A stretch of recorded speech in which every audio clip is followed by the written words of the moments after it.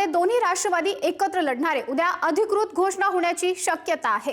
मोठी अपडेट समोर आलेली आहे। पुण्यामध्ये दोन्ही राष्ट्रवादी ही एकत्र लढणार असल्याची शक्यता आहे। याबाबतची अधिकृत घोषणा सुद्धा होण्याची ही शक्यता आहे।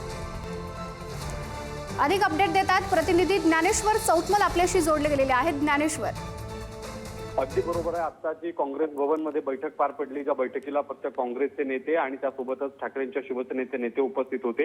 या दोन्ही पक्षांकडून काल दुपारपासून प्रयत्न केले जात आहेत।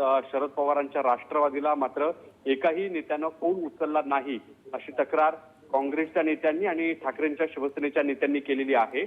याचाच अर्थ त्यांना मवियामध्ये यायचं नाही आणि अत्यंत कमी वेळ, शेवटचे 2 दिवस आता उरलेले असताना अशा पद्धतीने शरद पवारांच्या राष्ट्रवादीने जी काही भूमिका घेतलेली आहे, त्यामुळे ऑलरेडी जे बी प्लॅन सी प्लॅन या दोन्ही पक्षांनी तयार केलेले होते, अर्थात काँग्रेस आणि ठाकरेंची शिवसेना, या प्लॅनवरती हे सगळं काम सुरू आहे।